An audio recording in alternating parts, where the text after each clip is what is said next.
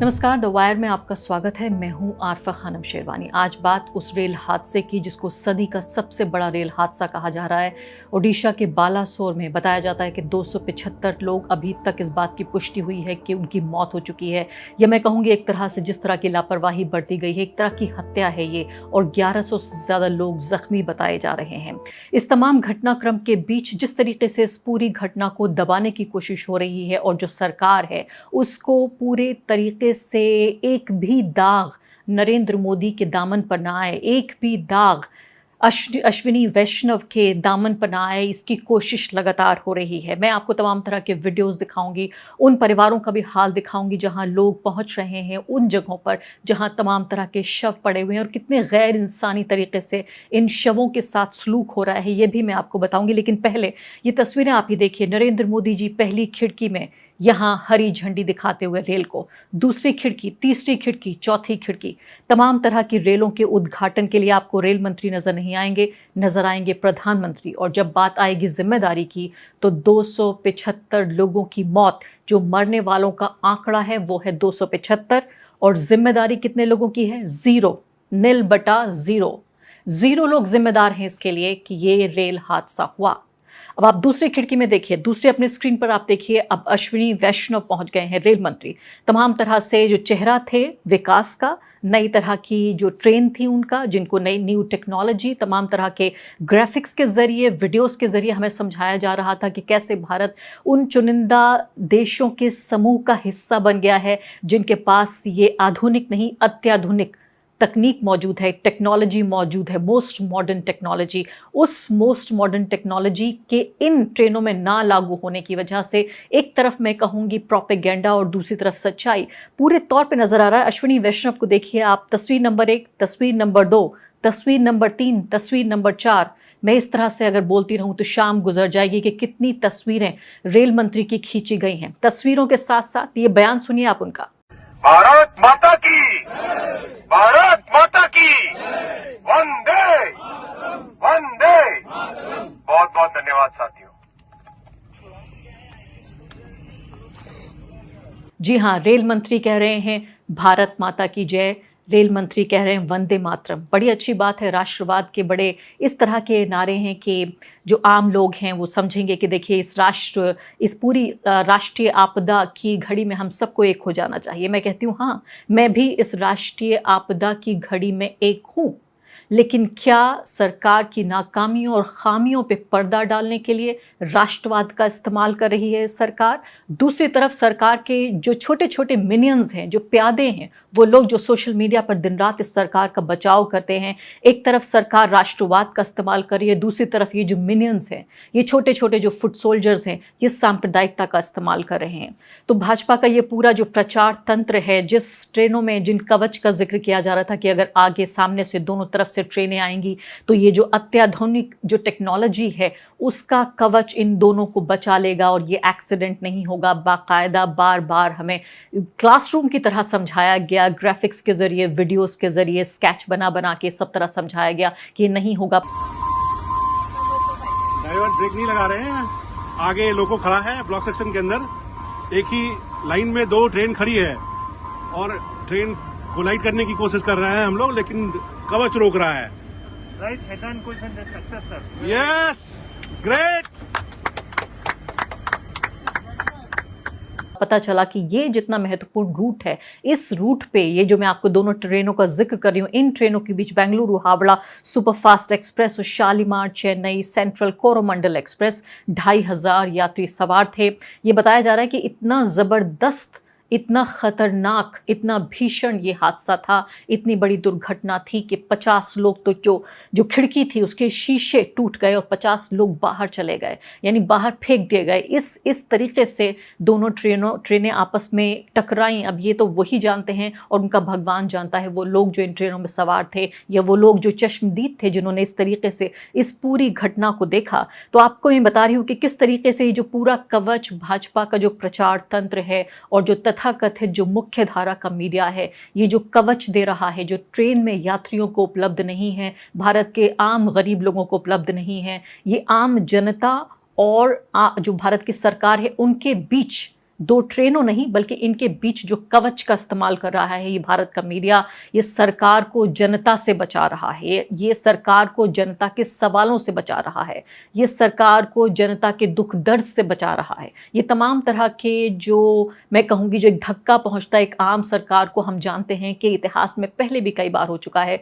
Train हादसे भारत में नए नहीं हैं, लेकिन जो कवच दिया जा रहा है सरकार को वो ज़रूर नया है। मैंने आपको बताया कि राष्ट्रवाद और सांप्रदायिकता, दो कवच दिए जा रहे हैं, राष्ट्रवाद का कवच और सांप्रदायिकता का कवच। इन दो कवचों के जरिए नरेंद्र मोदी सरकार को बचाया जा रहा है, रेल मंत्री को बचाया जा रहा है। कह रहे हैं इस्तीफा देने की जरूरत नहीं है, इस वक्त ये ऐसा वक्त है जबकि पूरे देश को एक हो जाना चाहिए और सवाल जवाब नहीं किए जाने चाहिए। इस्तीफा इस बात के लिए नहीं होता कि इस वक्त हम सब चीज़ें छोड़कर वो लोग जो जख्मी हैं, वो परिवार जो रो रहे हैं, जो इस पूरे संकट और आपदा के मौके पर जिनको एक सहारे की ज़रूरत है कि इस्तीफे से उन सबका भला हो जाएगा। लेकिन यही सही वक्त है सवाल पूछने का, जब अगर अब रेल मंत्री जवाब नहीं दे रहे हैं, अब प्रधानमंत्री अब जवाब नहीं दे रहे हैं, अब गृह मंत्री जवाब नहीं दे रहे हैं, रेलवे के अधिकारी अगर जवाब नहीं दे रहे हैं, तो आखिर कब जवाब देंगे?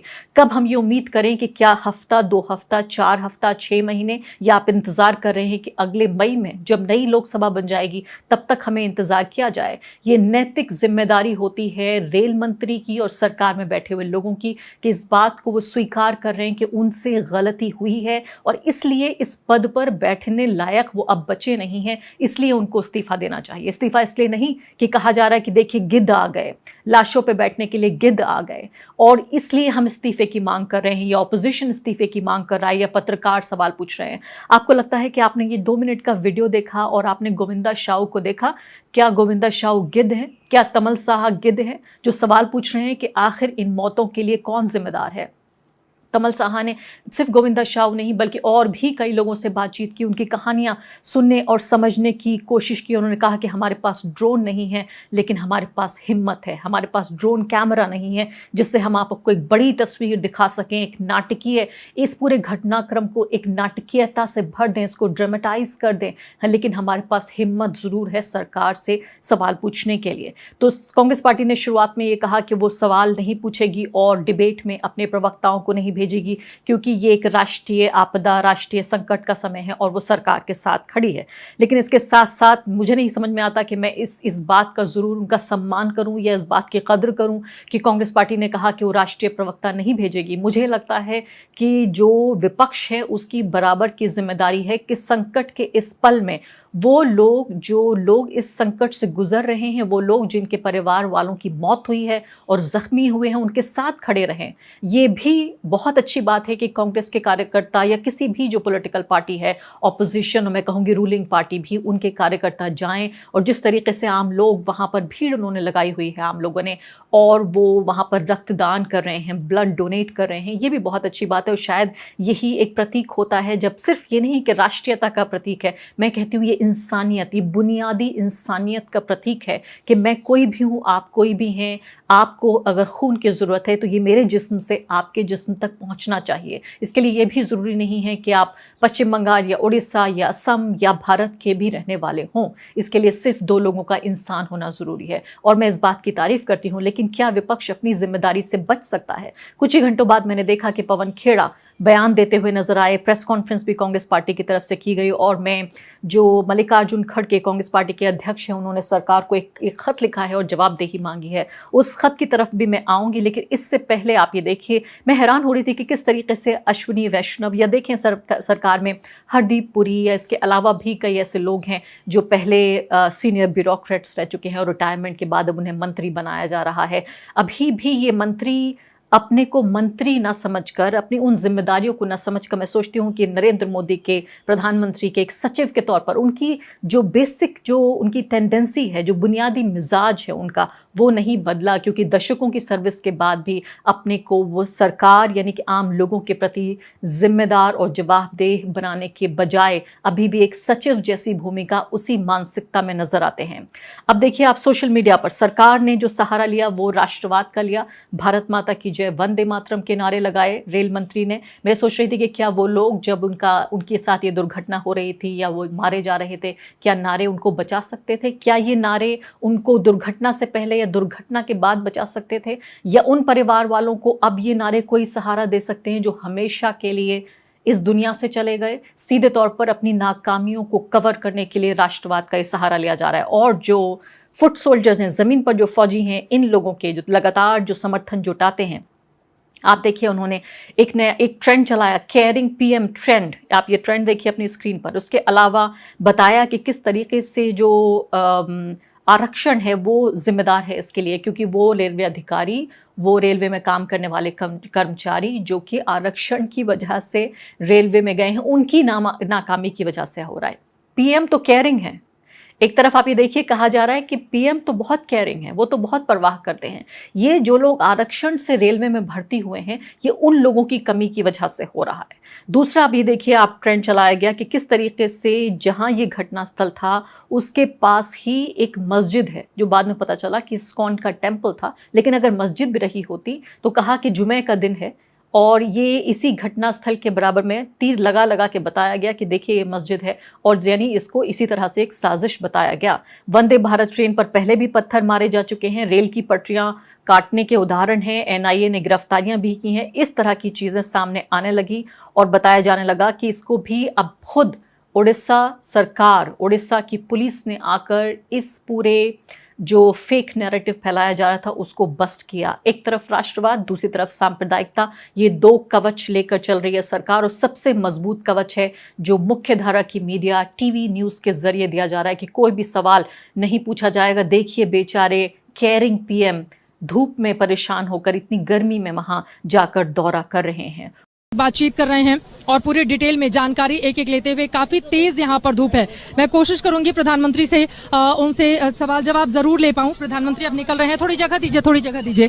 प्रधानमंत्री जी आप कुछ बोलेंगे? थोड़ी सी जगह दे, एक बार बात करते हैं, एक बार पूछते हैं। आ रहे हैं, ठीक है ठीक है, एक बार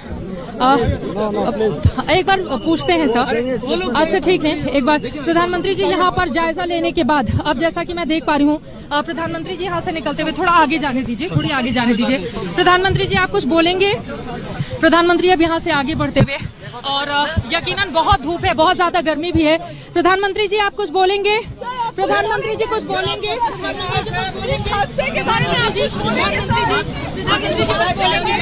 प्रधानमंत्री यहाँ पर देखिए गर्मी बहुत ज्यादा है और प्रधानमंत्री नरेंद्र मोदी ठीक मेरे दाहिनी तरफ है। सुरक्षा बलों ने उनको घेर कर रखा हुआ है और यहाँ पर वो आगे की ओर बढ़ते हुए, गर्मी बहुत ज्यादा है, गर्मी बहुत ज्यादा है।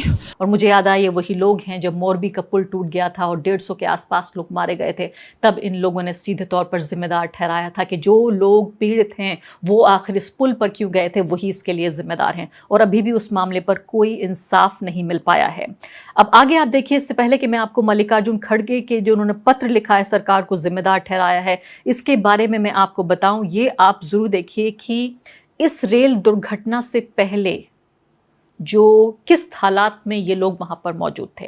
यानी जब आप वंदे भारत ट्रेन का जिक्र कर रहे हैं, जब आप बुलेट ट्रेन का जिक्र कर रहे हैं, जब भारत को उस खास समूह में शामिल बता रहे हैं कि भारत अब वाकई विश्व गुरु बन गया है, बहुत कम देशों के पास ये टेक्नोलॉजी है और भारत के पास भी ये टेक्नोलॉजी है, बिना ये बताए हुए कि जब नरेंद्र मोदी और भाजपा सत्ता में नहीं थे तभी भी भारत का जो पूरा रेल नेटवर्क है पूरी दुनिया में, वो अपनी टेक्नोलॉजी ना सही लेकिन इतनी बड़ी तादाद में 2 से 2.5 करोड़ लोग रोज़ सफ़र करते हैं इन ट्रेनों में, जिनमें ज़्यादातर वो लोग हैं जो गरीब हैं, औसत आमदनी वाले लोग हैं, निम्न औसत आमदनी वाले लोग हैं। अमीर लोग ज़ाहिर है जहाज़ में सफ़र कर सकते हैं और तरह से अपने रोड पे कारों से सफ़र कर सकते हैं, लेकिन वो लोग जो कि कम आमदनी वाले हैं, ख़ासकर वो ट्रेनें एक तरह की लाइफ लाइन हैं भारत के लोगों के लिए। और दुनिया के जो 3 सबसे बड़े रेल नेटवर्क्स हैं उनमें शुमार है भारत के रेल नेटवर्क का। इसकी हमेशा से पूरी दुनिया में तारीफ होती रही है, लेकिन इसके साथ साथ जो लापरवाही है उसको किसी भी तरीके से बख्शा नहीं जाना चाहिए। अब आप ये वीडियो देखिए, ये वो वीडियो है जो ऑल्ट न्यूज़ के जुबैर ने ये पोस्ट किया है और बताया है कि इसी ट्रेन में बैठे हुए लोगों का हादसे से पहले का ये वीडियो है। आप ये बताइए कि कोई भी वो व्यक्ति जो अपने को इंसान कहता है, क्या इतनी गैर इंसानी जो हालात हैं उनके बीच इस ट्रेन में सफ़र करना, आप कर सकते हैं इसमें सफ़र? आप कर सकते हैं सफ़र? अपने दिल पर हाथ रख के सोचिए कि क्या आप इन ट्रेनों में यात्रा कर सकते हैं?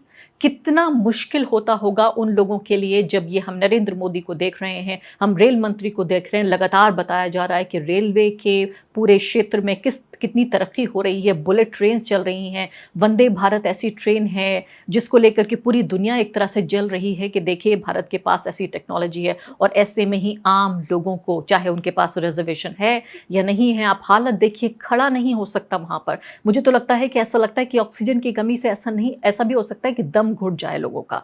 ये हादसे के पहले की तस्वीर है, इस तमाम प्रोपेगेंडा के बीच जो पिछले 9 सालों में एक भी प्रेस कॉन्फ्रेंस नहीं की, एक भी किसी पत्रकार के सवाल का जवाब नहीं दिया नरेंद्र मोदी ने, और ज़्यादातर सरकार के मंत्री भी इन तमाम तरह के सवाल जवाबों से बचते रहे हैं, लगातार बचते रहे हैं। द वायर के और वीडियोस देखने के लिए सब्सक्राइब करें और बेल आइकन पर क्लिक करें। स्वतंत्र पत्रकारिता की आर्थिक मदद करने के लिए डिस्क्रिप्शन में दिए गए लिंक पर जाएं और अपनी राशि चुनें।